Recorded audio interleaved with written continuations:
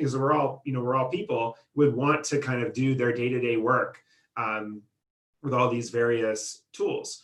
And then by doing that, then you can actually find a wedge that you want to kind of get into providing your own service, and then deepening the customer relationship and the stickiness from there. I think a great example of this, there are many, but one is ChartHop.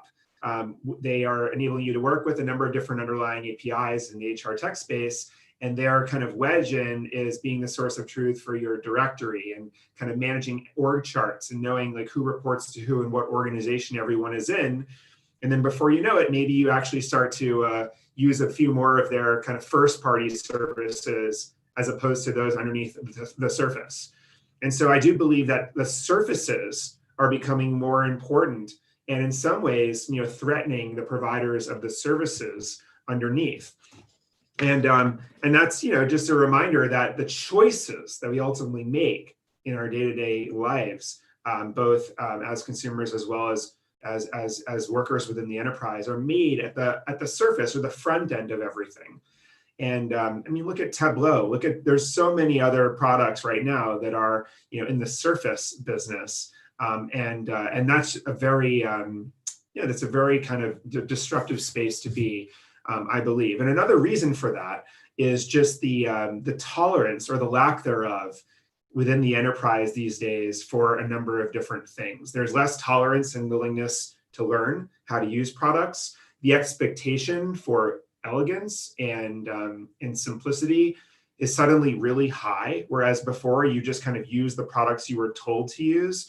Now, I think people are becoming more confident in the enterprise and vocalizing their displeasure with the user experience of the tools that they're given. I think this is being driven partly by just the higher bar we have in our personal lives.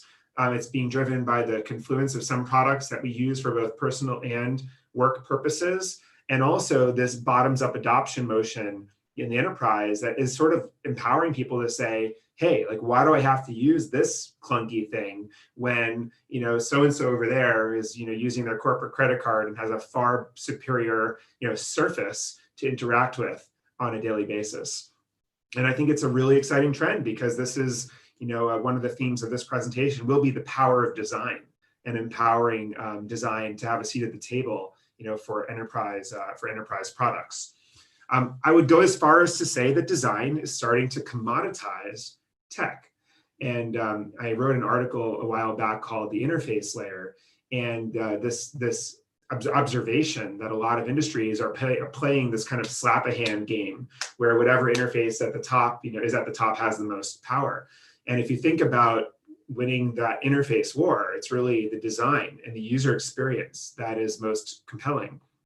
And I also think that on the sales side, again, if it's a bottoms-up adoption model, people are voting with their happiness in terms of whether they want to adopt and start using the product or not. And this top-down mandated sell, as we all know, that motion of sales is becoming, a little threatened by some of these, more bottoms-up approaches. And I think just design is an important role there. When I say it's commoditizing tech, what I mean by that is that there are just more and more kind of options of underlying, APIs, but then also, reuse of code and I think that when you're building these applications, there's just so many now components that are readily available or open source on the market that you can cobble together to build the underlying kind of frameworks and services. And it's really starting to be the design that is, further differentiating some of these products out there. I'll put it that way. And so another thing that I just would put in this, category of simplicity and how you should, be thinking of your enterprise interfaces as consumer interfaces is also just the use of game mechanics for people utilizing products in the enterprise, and really making sure that when you're driving adoption, you're thinking about some of the things that drive people to find the usefulness of a product. Back in my first observation of this in my career was really right out of college, 2001, 2002 timeframe. I was working at Goldman Sachs and cutting my teeth in business, I guess you could say. And I was working, in an area it was kind of like a trading floor, and they put in these brand new, very expensive phone terminals. And the system for people getting on these virtual conferences as opposed to gathering in rooms was just more effective for everyone to just be in a virtual audio conference, essentially, in real time to discuss anything that was happening in the market. And nobody was using this technology, this expensive, installation. And then, and people were told to go to training, they would get emails, no one cared about this stuff. And then suddenly one day, some funny person on the floor like stood up and was like, everyone, con one. And people were like, con one, what does that even mean? Of course, people realize, oh, there's this little conference one button, like I'm going to jump into that room. And then he told a joke in there. And then suddenly other people started to use these rooms, to tell jokes and just do funny things. And before you know it, they were being used for business purposes. I mean, I think Slack is another example. My team, when Slack first emerged, we were using one of Atlassian's products, HipChat, I think it was, to have our like kind of team chat rooms and stuff. And no one had any interest in switching over to a new product until someone said, "Oh wow, there's animated GIFs in this, and you can do some funny things with the channels and the bots." And before you knew it, people were using that as their kind of like coffee room. Like, hey, I'm going out for coffee. They don't want to come with me. And then, of course, fast forward a few weeks, and suddenly the team has moved on and adopted this new enterprise technology. And so I think there's a message here around novelty preceding utility increasingly in enterprise product adoption. And it's weird because when we're building the specs for products, especially an enterprise SaaS product, the last thing you're doing is thinking about, games and novelty and mechanics, except that's actually the first thing you do when you're building consumer products. You have to get people engaged and get that flywheel going. And so I think this is one of those practices that some, great, especially new enterprise product teams are actually taking seriously, because again, the users are people, and sometimes they need to find a fun way before they can find an important way of using the new tech. So another adoption or observation I'm thinking about a lot these days is just how much the future of enterprise tools is this multiplayer default. And if you think about the types of, a few examples, and I'm using many examples I'm an investor in, but just because I know these companies well, Graphy, they're building this data then product.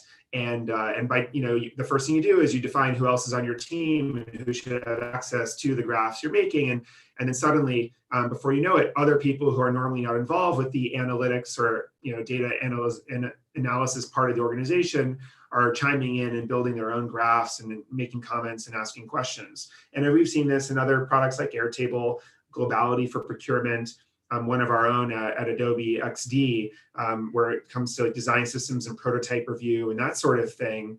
These are modern products where they're actually in some cases collaborative by default. You literally set up your team before you even start to enter data and use the product. But they are built as multiplayer systems, and that means that stakeholders are super important. It means that they're oftentimes web apps, and so I think there's a lot of questions that this starts to change the answer for as you're designing enterprise experiences. Who are you designing for? I think that the age-old way was really focusing on a specific function and nailing it and building that perfect application for that function, at the expense of accommodating and being inclusive of a far larger spectrum of potential users. And now you're not only designing for that siloed function, you're also saying, okay, what are all the possible stakeholders that are going to interact with this product? What are the specific needs of each of those stakeholders? Developers versus people in the C-suite versus customer service folks. If all these people jump into this product, do they all see the same thing by default? Do they see different things by default? What's the permissioning? Does the permissioning have to be defined up front or later on? Who are the admins who can manage permissioning, and how do you expand that group so that it's more flexible as a system? And these are all the types of questions that this multiplayer mode for enterprise products raises. What are you selling? I mean, typically you're selling for these known needs of that siloed function that you're trying to serve with your product. And now it's really about all the other needs that the organization might have as they become stakeholders of this product. And what types of outputs do they want? If an executive logs into a system and sees the graphs, should they see fewer levers to get confused by? And should they have an export functionality for PowerPoint? Because that's the need of that specific stakeholder of this multiplayer product. And also, how are you charging? I was having a conversation yesterday with a pretty big investor in the enterprise space, and he was saying how people, in some cases to the benefit of these enterprise companies, are not doing the math on the cost of all of these viral spread users, the stakeholders that are coming in and suddenly starting to find a use case for the product that maybe the company that signed up for this enterprise-wide license didn't anticipate. And so are you only charging for the folks in the siloed function and then everyone else is sort of a free stakeholder user? Or are you charging different tiers? Or is everyone just a paid customer as soon as they come in and start to actually enter or extract some value into the system? And so it's actually changing the entire business model of the rollouts of these products. And so I think that when you're building any enterprise product and how do you make it multiplayer from the onset is going to be a theme in the product and design organizations of pretty much every enterprise product you can think of, because we're all stakeholders to some degree.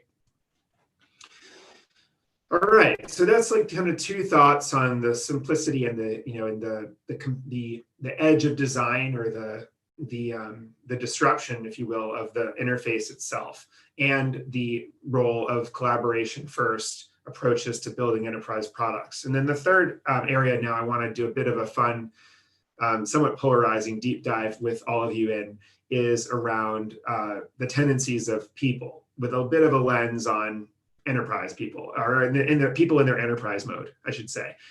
Because all of us, employees and consumers and everyone in between, we are all lazy, vain, and selfish in the first mile of our experience using a new product and service. And that's not to say that you can't build a rapport with your customer, help them unearth a lot of the longer term value of your product, and then have them commit to investing and making it theirs, of course. However, in this first mile of our experience using any product, and let me explain to you why. So in the first 15 seconds, we are all lazy, right? We don't have time to learn something, to read something. We don't want to be trained. And so we've all seen and went through these bad onboardings where there's just too many examples, instructional videos, or mandatory training services that are thrown at new adopters of technology and enterprise. No one really wants to participate in this stuff. And people click through it, and everyone has a little more confidence in themselves than they should in terms of how intuitive something will be to them. Everyone thinks, oh, I'll figure this out, and they get in and they realize that they didn't, or they, even worse, think that they did, and they never use the product properly. And of course, more than one line of copy typically doesn't get read. And there's all sorts of heat maps of eye movements on pages and stuff to back some of that up. And so, what do we learn from this? Well, first of all, it's always better to show someone something rather than explain something. And so the use of tooltips and that sort of thing within product onboardings is super crucial, helping people get through that first mile. But even better than showing someone how to do something is doing it for them. And the most successful products that I see really get this right. They land people in templates. They have smart selection as opposed to manual entry. They have really incredible presumptuous defaults, and they'll they'll put in sort of chat UIs as a way of bringing someone through an experience rather than having them have to start making choices in isolation and getting kind of anxious about that process. I mean, one thing I would say is that my favorite saying in product design is from my friend Dave Marin, and he likes to say that the devil is in the default. And that couldn't be more true. Whatever we design or determine is the default experience, for our customers ends up being the thing that they basically stay with forever. And we just want to eliminate options at all costs, of course. So there's a lot of work and time that needs to be spent on this first mile in order to make sure that we capitalize and accommodate people's laziness. And by the way, it is the ultimate irony that the last mile of a team's experience building the product is spent considering the first mile of a team's experience using the product, or a customer's experience using the product. I mean, it's kind of amazing that the only part of all of our products that every customer or every prospective customer will experience is the top of the funnel, is that first mile. And of course, from there, it's just severe drop off. And yet, not until the end of our cycle, building a product, in some cases over years, do we say, well, what should the default experience be? And who's going to do the onboarding and the tour? And what should the copy be? And what should the splash page be? And what should that first day and third day and 7-day email be? And what should we do when we start to see patterns of a customer, exiting the first mile experience? And how do we save them? And what's the graceful failure when we know that someone is struggling? Those questions, if they're asked at the end. And I would argue that we should flip the model. Let's make sure that we get everyone at the top of the funnel through a very successful first mile experience. And then, then let's really make sure that they find their quick path to unique value from the product. And let's not, build something wonderful and then lose everyone, before they even get through the metaphorical door. So we're not only lazy in the first 15 seconds, we are also vain. We are vain in the sense that whatever we're enduring or going through, this better make us look good and quickly.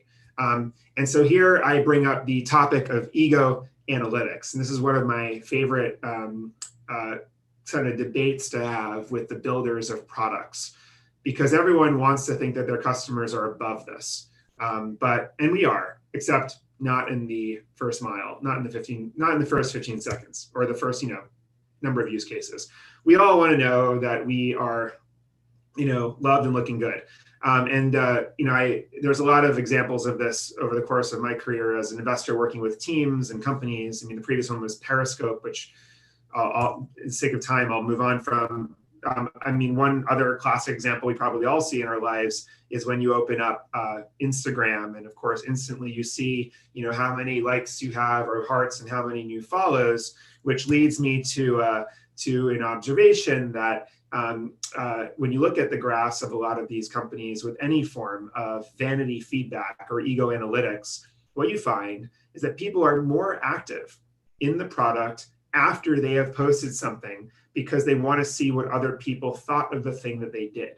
And if you look at a engagement graph for a product like Instagram, you'll oftentimes see that there's this kind of level, engagement, and then you post a new photo to your stream, and then suddenly you're going in all the time to see what people are saying about the thing that you posted, and then it kind of levels off again. And so the dirty little secret in social consumer products is that they are as much about seeing who saw your content as they are about sharing and seeing others' content.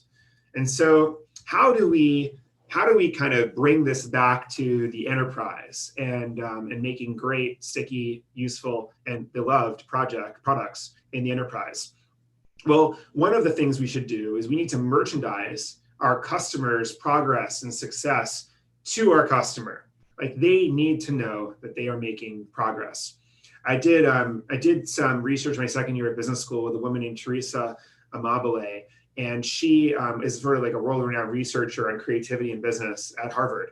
And she did this big study of people keeping diaries in the enterprise and of big companies. And she was studying creativity, but her big kind of takeaway from her research was that progress begets progress. When people feel like they're making progress, they're likely to make more progress. And so it is a bit of a chicken and egg thing, which then leads to the role of a leader in a team to merchandise the progress that his or her people are making to keep them motivated and going. And of course, there's a whole other genre of discussion around what that means for startups and team building teams. But now we're talking about what it means for product utilization.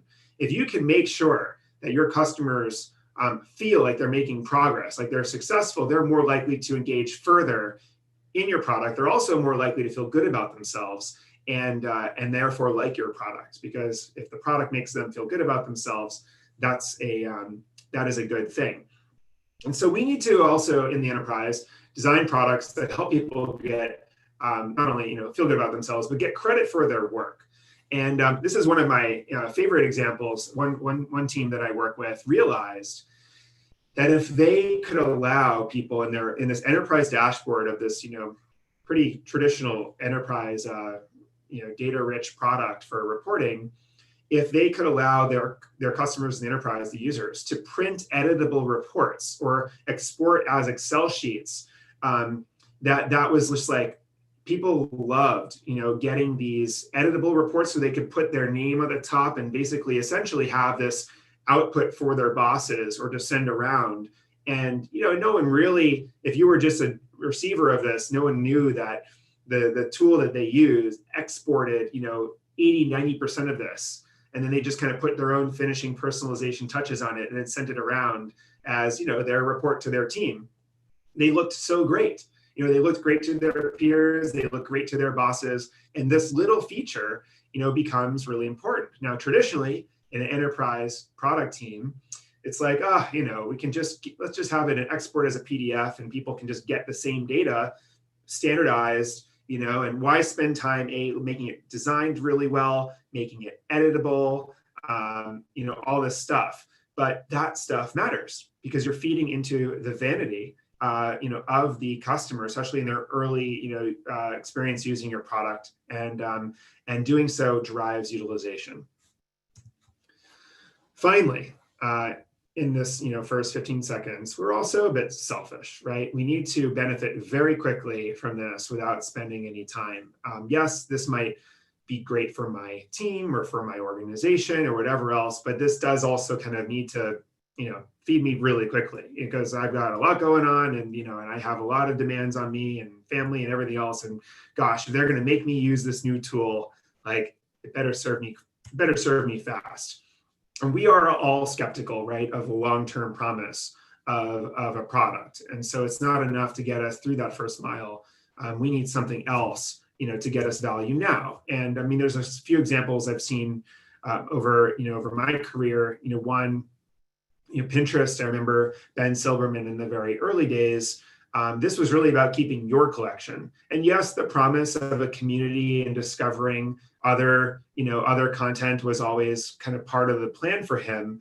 But he was actually laser focused on the collector at first and making sure that they had the very best way to manage their own collection, in that selfish way of like, I don't think I want to discover other people's stuff right now, but I want to better. At the time, it was Delicious and a few other apps online that people use to manage collections of their own stuff.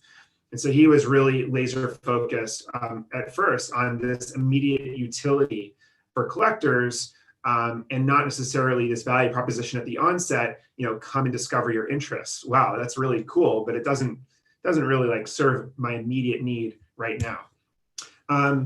We talked about the importance of novelty, preceding utility, but that is, that also plays in here, amusing people as a way of, teaching and engaging them over time.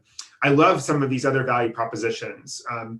Get paid faster for Square. I remember hearing that they tested a lot of early value propositions around managing your business and, all these other things that you'd think would be top of mind in terms of long-term needs for a small business. But in fact, the thing that they really cared about was just getting paid faster.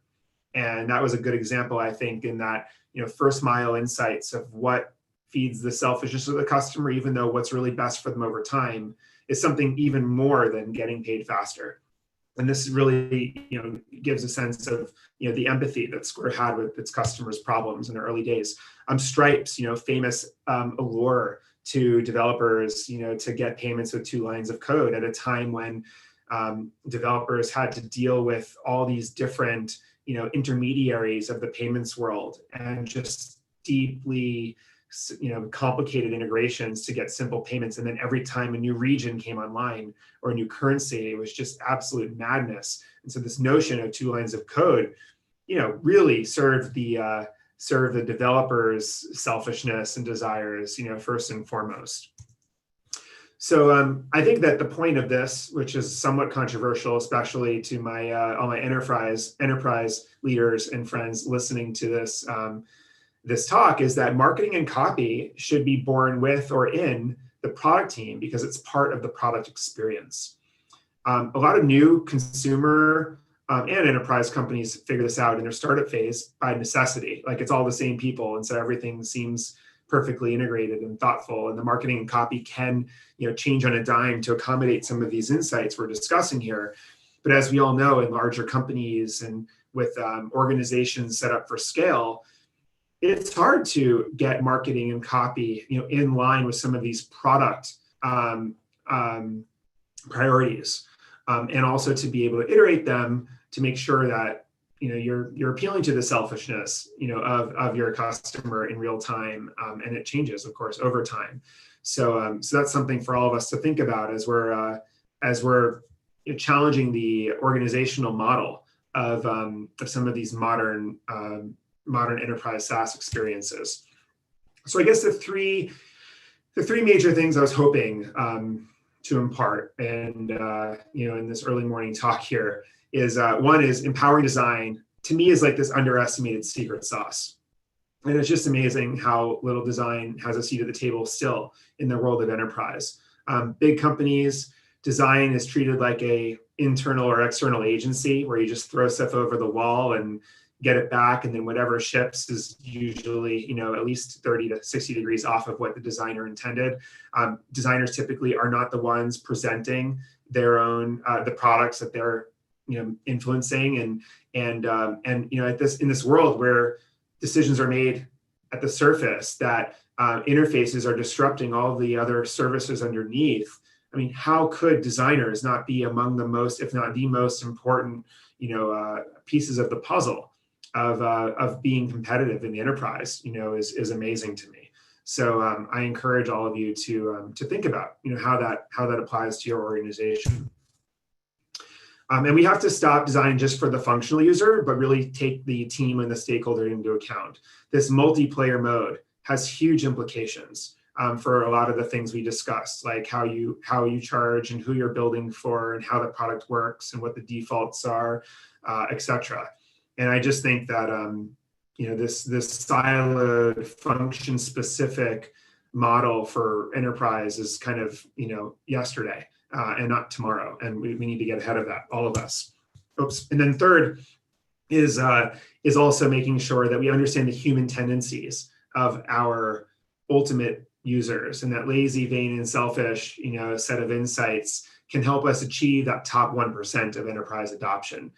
It's true more than ever before now that a product that people love to use has a very great competitive advantage, which sounds silly and obvious to say, except as we all know, it hasn't always been the case. I mean, people have typically suffered through whatever they were told to use, and things have changed based on these aggregators, these interfaces that are taking these old clunky tools and putting new surfaces on them and then competing with them, or the next generation of these enterprise products that are rising and playing that product life cycle of users flocking to a simple product.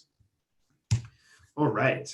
So with that, we are now at the point where I think we have about 10 or so minutes for any Q&A discussion, and I'm happy to. I think I'll stop sharing the slides just so I can see see anything in the chat and take it from there.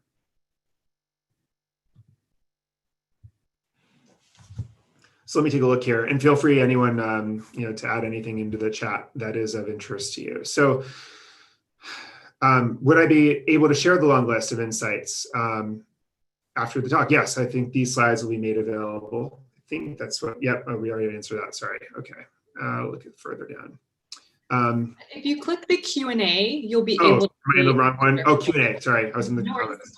All right, we use Blue Jeans at work, so it's different model. Okay, so hey Jason, you were excited. Awesome. Thank you again for having me. At what point does the inertia of being on a platform like AWS that may have subpar experience for some features supersede individual point solutions that may provide a better experience? Yeah, that's an interesting question. Well, first of all, competition, in these underlying platforms certainly helps, because once users have choices, then some of these, finer points matter more to teams. And I think it's interesting. Let's see, where did that question go? Oh, yes. I think that, I find it fascinating, the bundling and unbundling of these, products. And part of it is driven by the desire to have these point solutions that are highly specialized, easier to use, and, care about the little things that make a big difference. And then you start to atomize your workflow with all these little things all over the place until someone comes along and says, hey, we're bundling it all. And wouldn't that be amazing if all of this was vertically integrated in the same product? And then teams get excited about that, and then they adopt it. And then before you know it, the whole thing happens all over again, which is actually one of the reasons why I don't love investing in productivity tools, because I actually feel like, generally speaking, with some exceptions, productivity tools suffer not only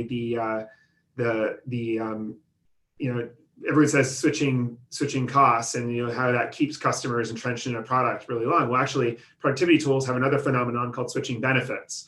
And that is like the spring cleaning, where a project manager or a program manager or a product manager, comes in and says, hey, we're going to clear the decks. We're going to handle all this organizational debt of stuff that is accumulated. And we're going to let's just use a new project management tool. Let's just, start from scratch. I heard this one was great. And everyone's like, great, because when you have novelty, it precedes utility. And so when people get a new productivity tool to use, a new way to manage their Gantt charts or their water flow or whatever waterfall work or any sort of system for team productivity, they suddenly, for whatever reason, gravitate towards it. And it's a way of re-engaging people. And that's great maybe for teams to switch it up. But, for productivity teams, for productivity tools, is not really a winner take all, oftentimes, because of that phenomenon. So how do you balance expectation management between the results that give value in 15 seconds and the 3 to 6 months, it will take to transform the team? It's a great question, because it's an experience, right, that you're building for your customer, and you have to. They do have to get reach a specific set of KPIs in 3 to 6 months, with your product to make it feel like it's worthwhile. And at the same time, we can't ignore that kind of immediate sense of gratification that breeds utilization. This is the symphony that we are designing as product builders in the enterprise. Is we have to do both. And I think on the longer term side, the answer is more of the traditional shoulder to shoulder customer empathy, seeing what they're using and what they're not using, and optimizing the product over time. The challenge is that companies launch their product. If they're top 1% product teams, they think about that first mile experience and get it right. People come into the product, and then they assume that since they nailed that onboarding, that first mile experience, that forevermore they can focus on the long-term value that customers get out of the product. And that's a mistake, because every cohort of new customers is different. I actually, we'll take a second to talk about this, because I think that, we kind of assume that that once you nail the onboarding, it works. The problem is that, as we all know, especially with enterprise products, there's a certain set of customers that are willing to be forgiving and tolerant of a new enterprise product out of the gate that may not be truly enterprise ready, that may have some integrations missing still, that doesn't have a third-party ecosystem yet, whatever else. And those forgiving customers are a little more tolerant of that first mile experience and what it's missing than, say, the late adopters that are using your product because they were told to, and they are the holdouts in an organization that are finally adopting this new technology. The first mile experience for those customers is a different one. And there's some great experience. I think there are great examples in the world of companies that nailed the first mile experience for a cohort of customers and then missed the next cohort. And I mean, in a dramatic example, maybe Twitter is one of those, where you could argue for whatever, 150 million users that were willing to actually painfully make their timeline so that they got a lot of value out of that product, Twitter was great. But then after that, set of customers, potential customers in the market, you got people who just came for news, and they had no interest in following individual accounts and curating a timeline over time that would give them value in the product. And as a result, I think Twitter suffered for a while, and to some degree still, with that, that kind of new cohort or next, new generation, not generation, but entirely new psychographic rather of customers. And so it's something to think about, and that's why you have to consistently allocate time and capital to that first mile experience. So Jason's asking, what have you learned driving organizational change at Adobe? And this has been a lot of fun. I mean, I've been deeply passionate about building for the creative world for most of my career, and Adobe has the combination of challenges around thinking about how to make our products more accessible to more people. Just increasing the number of the percentage of people that are able to successfully set up and use our products and figure them out. A very small change there is obviously a large impact in a subscription business like ours. And so I was really excited about the opportunity on the retention engagement area in the near term. And I was also super excited about over time, medium term, bringing our products to the cloud, because they were always kind of local downloads. And now, you're getting tons of cloud value out of these products. You're saving Photoshop documents in the cloud. You're going to have the ability to co-edit and have fonts just pipe in wherever you load up a file, etc. And then even over the longer term, the 3D and immersive medium, and pushing, helping push creatives from the mediums that they know into the mediums that they need to be prepared to create in.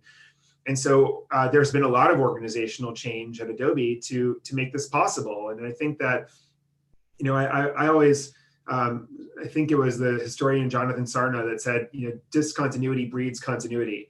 And I do believe, when you're trying to keep an organization nimble and trying to rethink the problem in new ways, you have to keep moving people around. You have to have a culture of agility where people actually are tolerant and welcome of that, as opposed to everyone freaking out about any little organizational change or movement. So I would say first and foremost, trying to open the team's minds to the benefits of this, and then working with just some of the industry experts and across mediums like video and design and digital imaging to chart the course for the future. It's been a lot of fun, and also helping empower design further in the organization. With a lot of the principles we talked about today are things that I also talk about with my teams.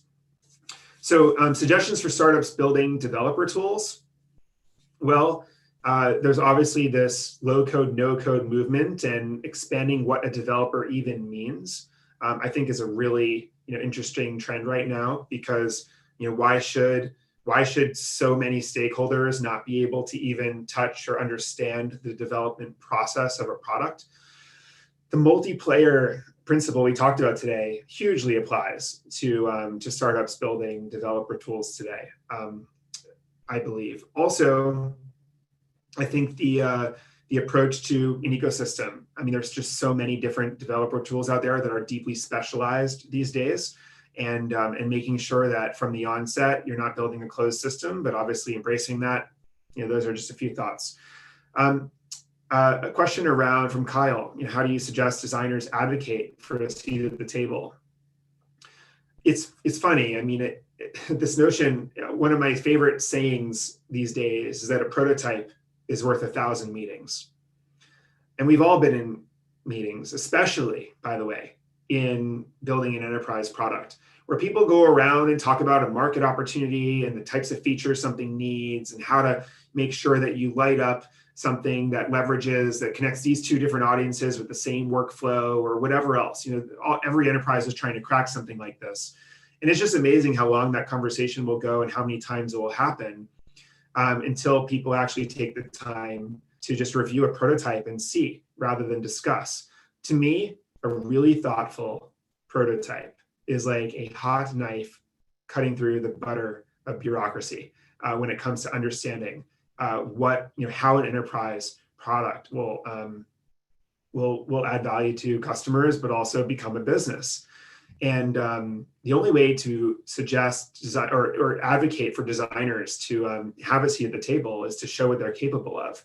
And so, I think one of my, my hacks, if you will, for this is I like to identify some great production designers who really can just get in the weeds with me and in cracking a kind of North Pole prototype of where we believe an experience should land, just generally speaking. And then when you put that in a conversation amongst executives, it rapidly accelerates. It's like throwing a flag distant and then going to where the terrain is that you should actually be exploring. And it gives people something to react to. It's a straw man, if you will. And once you do that, if you have the designer who did this present, then suddenly everyone in the room awakens, to the role of a designer and cracking a solution. And nothing's better than that. And I think, all of you should try to make that happen more so if you can. And hire great designers and pay them really well. That also helps. What percentage of your dev work should be focused on, let's see, I just lost that one, on interfacing and customer experience?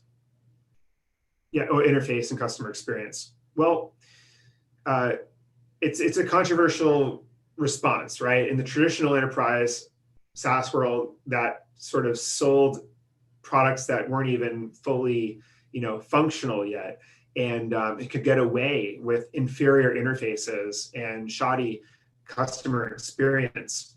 There was a business case for shipping quickly, selling ahead, and moving in that way. I do, in the world of multiplayer, in the world of these other interfaces, disintermediating the services underneath, I think the calculus is changing. So this is maybe a matter of habit, or I don't know. Everyone's different on this one, but I like to over-index on interface. Shocker, and I do believe that if you can distinguish yourself in the customer experience, you have a much larger set of potential buyers and advocates in the organization. And even if you're selling to someone in procurement or the CIO or whatever else, if you have the people that are using this product day in and day out as fierce advocates for what you're offering, as we all know, that's a pretty healthy sales booster right there. Let's see, and then well, every SaaS tool needs a dashboard. What design approaches can help us stand out? Well, I really like taking the consumer lens. I like to think about the types of things people, like to do as opposed to what the enterprise needs from our product. So people like to be welcomed in the morning. They like to be able to personalize their dashboard. They like it to be really easy to figure out. The UI elements matter. A lot of these cues, again, we have a increasingly less forgiving user base, and we also have increased confidence of people vocalizing their displeasure, and we do have to take that into account. So when I was talking about top 1% enterprise adoption, I was just actually referring to being in the top cohort of enterprise products out there as it relates to successful adoption of their product and usage. So if many enterprise products are spread and people go in once and they either don't want to come in again, or they refuse to go in again, they just stop using it, or they just delegate it down, how do you get to a place where people are like, oh wow, this is a place I want to come back to? There are more and more enterprise teams that I meet with are talking about how they want to get C-suite, logging in as almost like a metric. They're saying to themselves, yes, we're selling to this function or whatever, but we want to build something that the C-suite would also access or be able to get if they get a report via email with a link that they can go in and use this, which of course super helpful when we are trying to get budget for the re-up for our own products. So let's see. I think we have another. I think we're in our last minute here. Maybe I'll take one more question here. So let's see. Let's talk about bottoms-up adoption. I like that one. How do you take into account the the buying team? Do you just build executive dashboarding or something else? Well, I guess we talked about this a little bit, but I I actually would encourage these new multiplayer products out there to visualize what different stakeholders of the product see, and to over-index on showing rather than telling, even on the splash pages of their company websites. How do you actually show what it feels like to use your product? How do you? I remember Airtable. I mean, Airtable has thrived off of the open marketplace of templates and people just jumping in and feeling it. And at the top of the funnel of Airtable, I remember Howie telling me that most people just kind of jump into a template that serves their purpose, like project management or ad optimization tracking or whatever the template's made for. They land there and they visualize how great this can be for them, and then they advocate to their procurement or whoever is making the purchase decision that this is the option that they want to proceed with. Okay, anyways, so many great questions here, but I'm going to leave all of you for the break before the next session. Thank you, Jason, and the whole SaaStr team for just doing everything you do to start these conversations and for having me. Hope everyone else is safe and healthy. And thanks again for tuning in. I'm Scott at Scott Belsky on Twitter if you want to keep in touch. Thanks again.